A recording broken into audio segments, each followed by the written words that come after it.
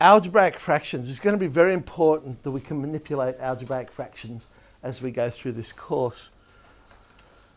Always factorise first.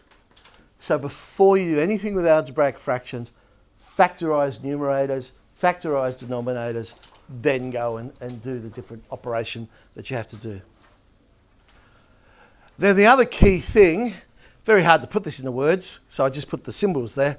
Only cancel complete parentheses, not bits of them.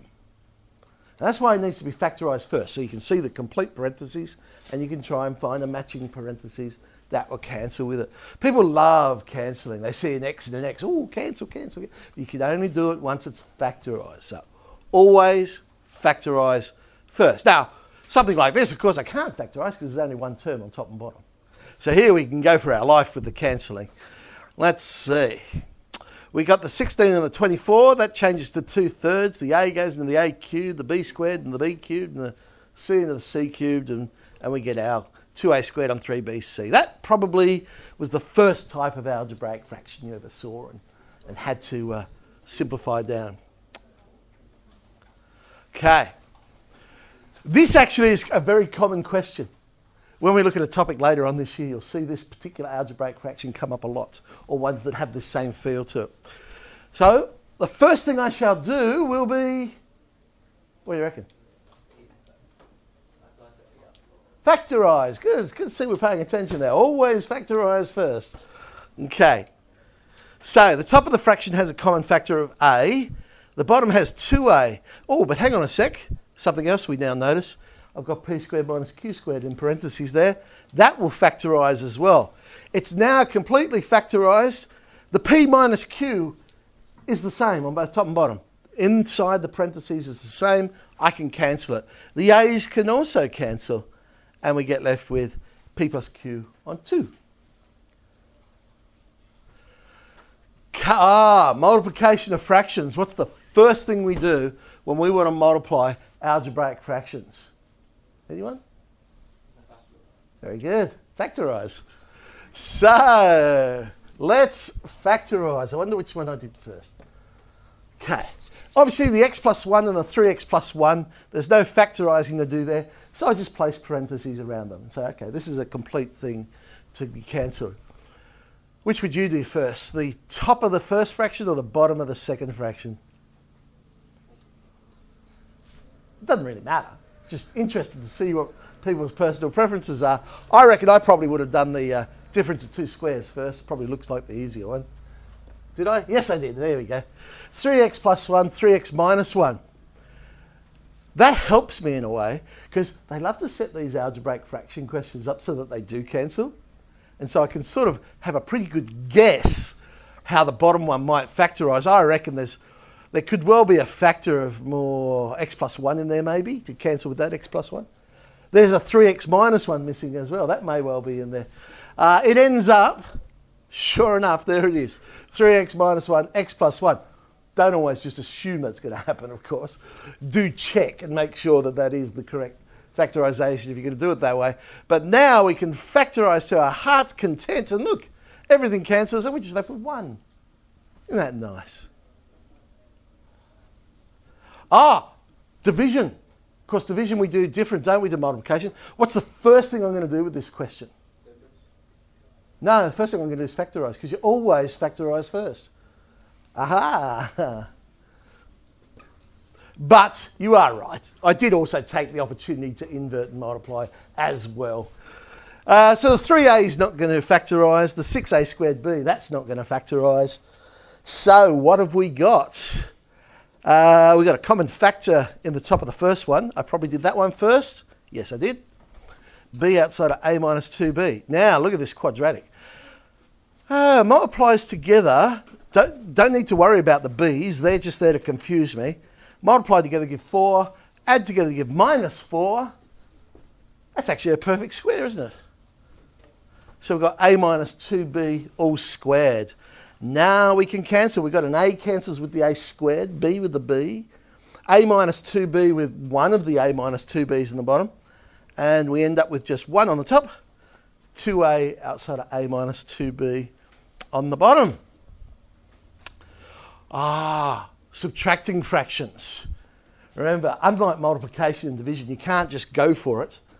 Something has to be the same before we add and subtract. So what's the first thing we're going to do with this question? No, we're going to factorise. Got him again. Come in, spinner. Okay. So let's factorise first, because you can't work out that common denominator until you factorise. Okay? So the bottom of the fraction of the first one becomes a minus 1. The bottom of the second one becomes a plus 1. Nothing I can do with the top of the fractions. So tempting to go crazy and start cancelling the a plus 1 with the... No. You can only do that when it's multiplication, not when it's subtraction. Now we're going to get a common denominator. There's a rule I use, and I simply say to myself when I'm working out a common denominator, if it's not there, put it down. Every factor has to be there. So if it's not there, put it down. So I usually read left to right and I go, it's not there, so I'll put it down. A minus 1, it's not there, so I'll put it down. It's already there, I don't need to put it down. A plus 1, it's not there, put it down.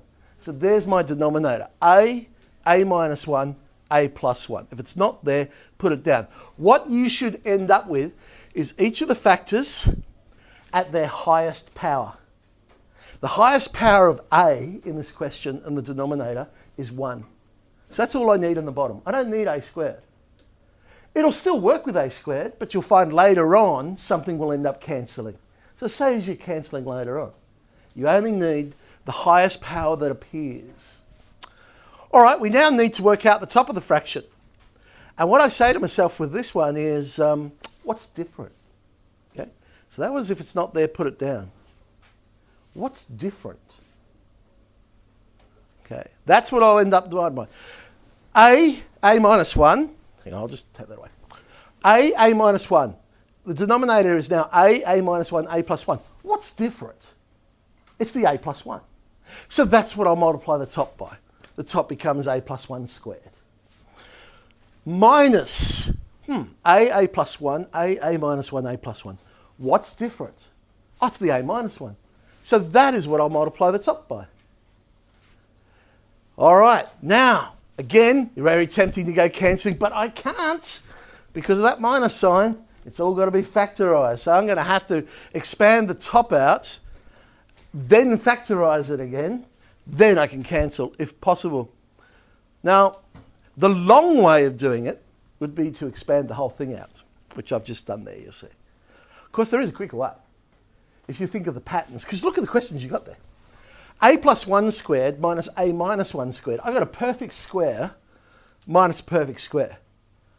I know the first one's going to be A squared plus B squared and then 2AB. The second one's going to be A squared plus B squared and a minus 2AB. So the A squareds are going to cancel. The B squareds, or in this case, the 1s are going to cancel.